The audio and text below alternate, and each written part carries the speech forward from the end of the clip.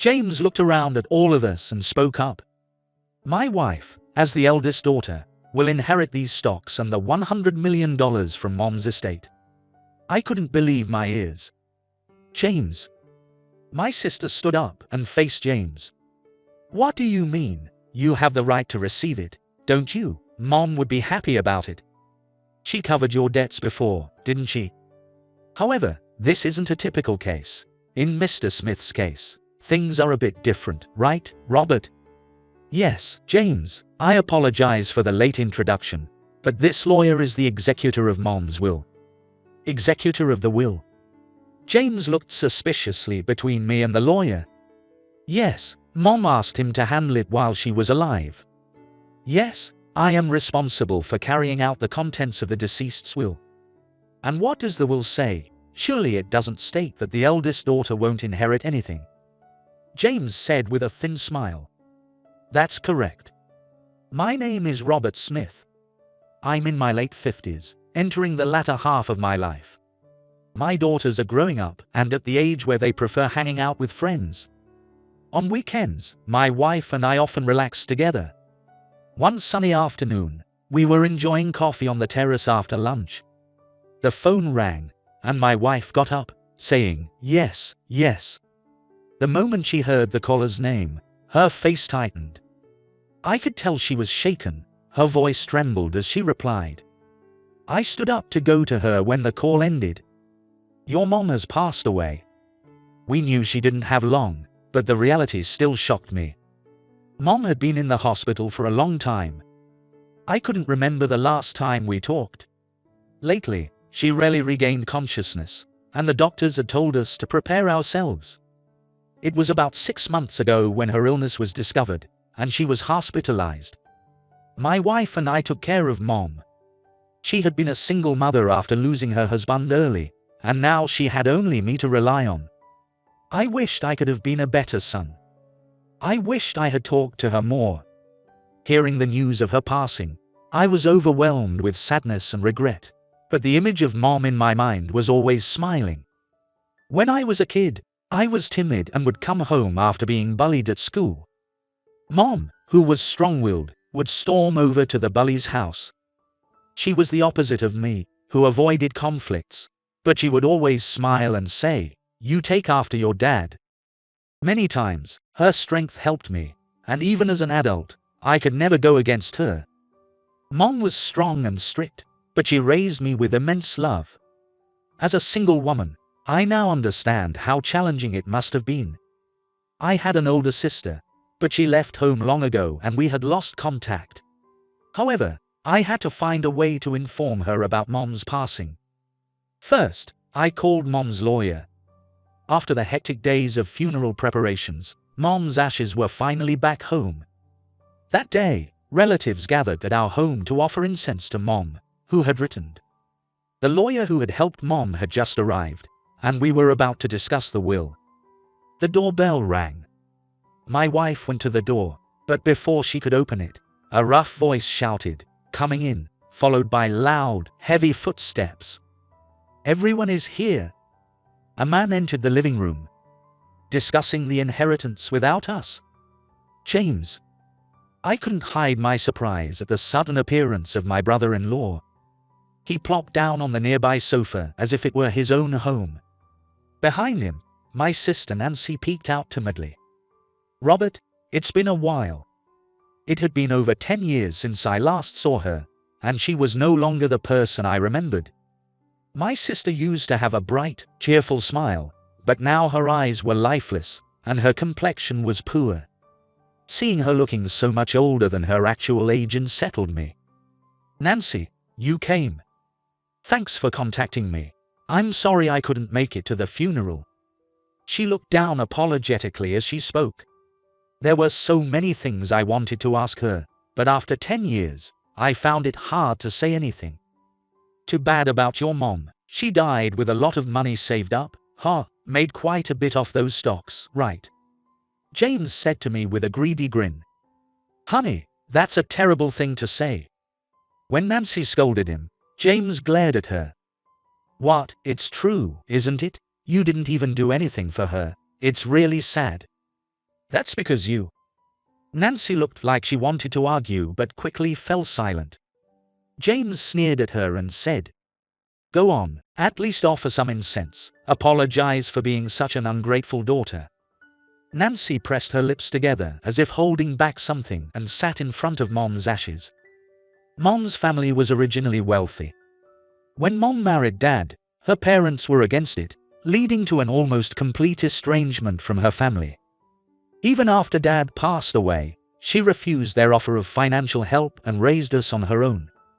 However, when Mom's parents passed away, a huge inheritance came to her, as she was their only daughter. The combined value of the stocks and cash was $100 million. "There's no point in getting it now," Mom lamented. "I told her that having extra money wouldn't hurt and that she should use it as she wished. I was already married and supporting myself, and Nancy had left home a long time ago." "Your sister, Nancy." Mom was worried about my sister. Though they stayed in touch initially after Nancy got married, she had been out of contact for several years. She didn't even visit during holidays. "If something happens to me, please take care of Nancy. Siblings should help each other." "Yeah, I understand.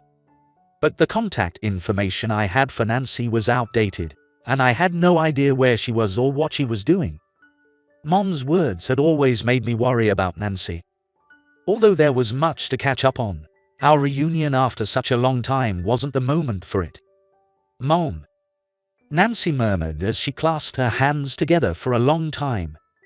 James sighed dramatically and said, "How long are you going to stay in mourning?" He showed no intention of paying his respects, lounging on the sofa instead. "Honey, what's the meaning of this sudden visit?" My wife snapped at James, her patience clearly wearing thin. She had probably been upset with James's attitude all along. "What? You dare talk to me like that? Call me your brother-in-law." Although James was technically my brother-in-law, he was younger than me. My wife furrowed her brow, clearly wanting to say something. "Whatever, the whole family is here, right?" James looked around at all of us and spoke up. "My wife, as the eldest daughter, will inherit these stocks and the $100 million from Mom's estate." I couldn't believe my ears. "Honey." Nancy stood up and faced James. "What's the deal? You have the right to receive it, don't you? Mom would be happy about it. She covered your debts before, didn't she? We had an agreement. That was the last time you were getting money. She has plenty of money. So what's the harm? An old lady like her doesn't need all that money." I winced at his harsh words about Mom. Nancy looked like she was about to cry and shouted, "Stop it! I don't deserve even a penny." "She says that, but the eldest daughter has the right to inherit, right, lawyer?" James said with a nasty grin. "Yes, in most cases, when parents pass away, their children inherit the estate. See, as the eldest daughter, you have to inherit it. Just accept it. It's $100 million. James laughed crudely. "But this is not a typical case. The Smith family's situation is a bit different, right, Robert?" "Yes, James, I apologize for the late introduction, but this lawyer is the executor of Mom's will." "Executor of the will?" James looked suspiciously between me and the lawyer. "Mom asked you to handle this before she passed, right?" "Yes, I am responsible for executing the contents of the deceased's will." "What does the will say? Surely it doesn't state that the eldest daughter won't inherit anything." James said with a sly smile. "Well, since she's been disinherited, that's essentially what it means." James's mouth dropped open in shock, and I couldn't help but laugh. Soon, the other relatives joined in, laughing as well. "What do you mean? What's going on?" James, clearly confused, pressed the lawyer for answers. Disinheritance is a procedure where the presumed heir is stripped of their inheritance rights due to significant misconduct or behavior. Stripped of their rights. James's face turned pale as he stared at the lawyer.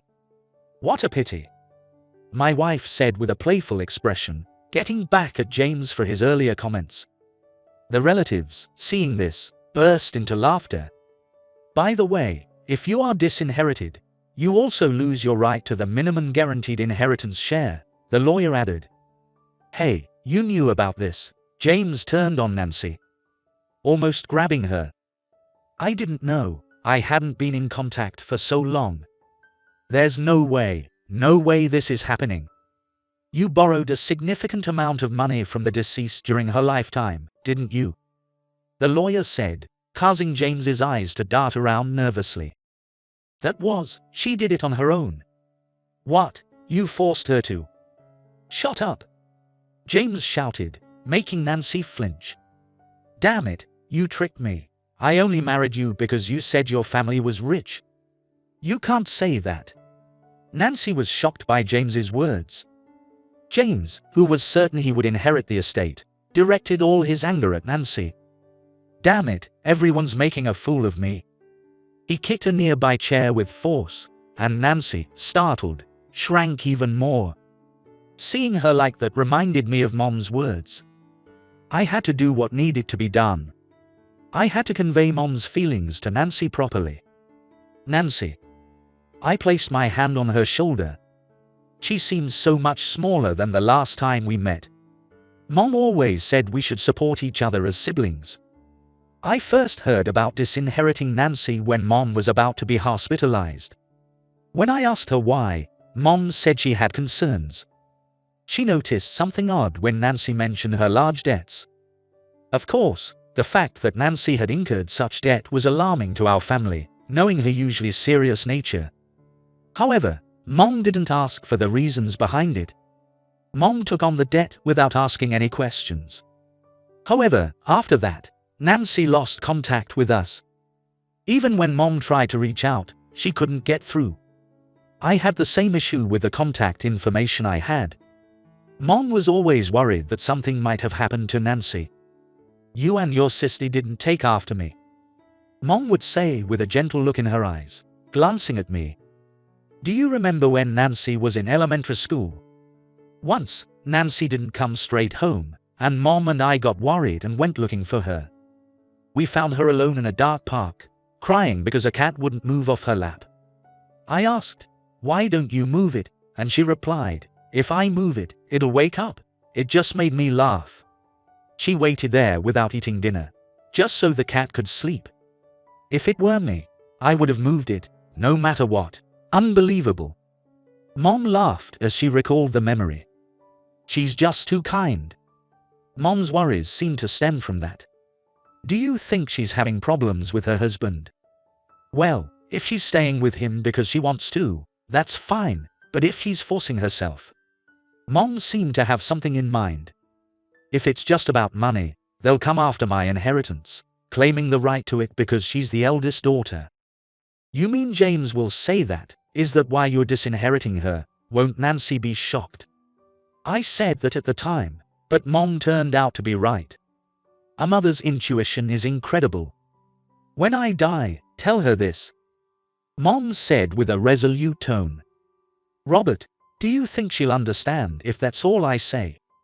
She's smart, she'll get it. Siblings should help each other, promise me, Robert. I agreed with Mom's decision, leading to today. When Nancy finished listening to me, she covered her face with her hands. Mom was always worried about you, Nancy. Nancy knelt in front of Mom's ashes and wept. But James, after hearing this, was trembling with rage. What's this about siblings helping each other, not giving me a cent? If you want to help, give me the money. No, you're wrong, Nancy said, her expression changed from earlier. With a firm attitude, she continued, What, aren't you angry, letting your brother take everything? No, I don't need the inheritance. I couldn't do anything for Mom. Lawyer, I have no objections about the inheritance. I just have one request. What is it? The lawyer asked. Looking straight ahead without hesitation, Nancy said, I'd like to discuss the process for a divorce. What are you talking about? James was thrown into a panic by Nancy's sudden statement. I should have resolved this when Mom paid off your debts. I have no money to inherit. If you only wanted the money, please, let's get divorced. How dare you, after all I've done for you? James moved aggressively toward Nancy. Nancy bowed her head to James.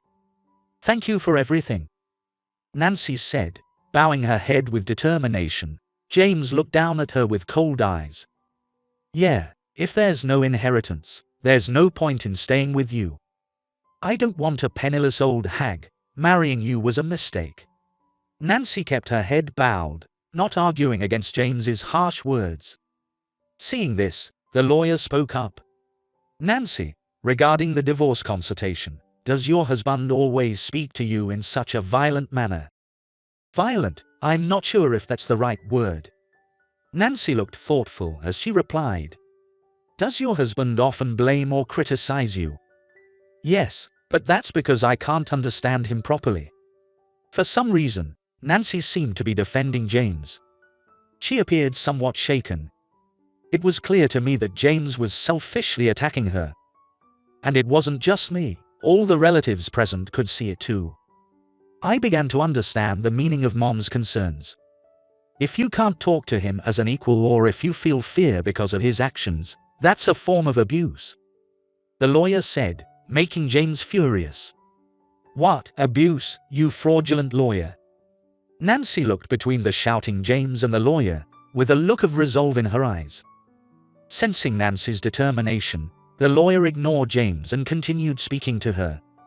"Everyone here, including myself, has witnessed this. While I don't need recordings, it would help if you had a diary or something detailing his abusive behavior." "I have a diary. Some days, I think I've written about it in detail." "Good. In that case, we can discuss the details of the divorce mediation later. Could you come to our office?" The lawyer handed Nancy his business card. "Thank you, I will." Ignoring James, Nancy bowed to the lawyer and continued the conversation. James tried to intervene in their exchange but couldn't stop it. "Hey, don't mess with me. I did all this for you. Is this how you repay me?" Nancy, standing firm, said to the ranting James. "Please be quiet. I've decided I won't be controlled by you anymore." A few months later, Nancy and James's divorce was finalized. Gathering evidence, Nancy bravely stood up to James. Had James not agreed to the divorce, it would have taken more time, but fortunately, he backed down easily. Nancy was exasperated, saying, he really only wanted the money. James paid alimony and moved out of the house he shared with Nancy. Nancy had already moved to a new place and would likely never see James again. The last time she saw him was during mediation, where he, concerned about the judge's impression, said nothing to her. Nancy was puzzled about why she had been so afraid of someone who became as meek as a lamb. Finally, I could tell Nancy the truth about the inheritance. Through bequest, I could give Mom's estate to Nancy, even though she wasn't an official heir. It was also Mom's wish, as she had told me before she passed. I had waited for Nancy's divorce from James to finalize. Now, without a penny going to James, I could give Nancy the inheritance from Mom. It was a gift to Nancy for starting her new life. No, I don't deserve this. Nancy was shocked and confused by my sudden offer. Mom told me to do this. We can't ignore her wishes, right? She wanted us to help each other. I smiled, and Nancy, with tears in her eyes, said, "Thank you." She then turned to the altar and clasped her hands together. "Mom, thank you. I'm sorry for making you worry." I looked at the photo of Mom on the altar. She had a bright, cheerful smile. That smile seemed to say, "I'm glad. Welcome, thank you for coming. Congratulations on the opening, Nancy." Congratulations, Nancy. Today was the grand opening of Nancy's Cafe. My wife and I visited to celebrate, bringing a gift for the occasion. The stylish and serene cafe was already bustling with customers. Nancy decided to use part of Mom's inheritance to open the cafe. With the divorce finalized, she wanted to pursue a long-held dream. Nancy's face was bright and lively as she served customers. It was as if the Nancy from years ago had returned. "This is a nice place. It feels really relaxing." "Thank you. Hey, Robert, do you remember that painting? I looked where Nancy pointed and saw a framed painting. Isn't that the one from Mom's room? It was Mom's favorite painting that Nancy and I often looked at when we were kids. It wasn't very expensive, but Mom had kept it and cherished it. Yes, it's Mom's favorite painting. I decided to display it here. That's nostalgic. I think Mom would be happy. Standing next to Nancy and looking at the painting made me feel like I was transported back to our childhood. I caught Nancy's eye as she smiled beside me. Nancy no longer had the dark eyes she did that day. What's up? I was just thinking I might start something new too. That's great. Seeing Nancy's bright, shining smile, I silently told Mom. Everything's okay now. The doorbell chimed, and another customer entered. A refreshing breeze swept through the cafe. Nancy's cheerful voice filled the air, and I squinted in the dazzling sunlight.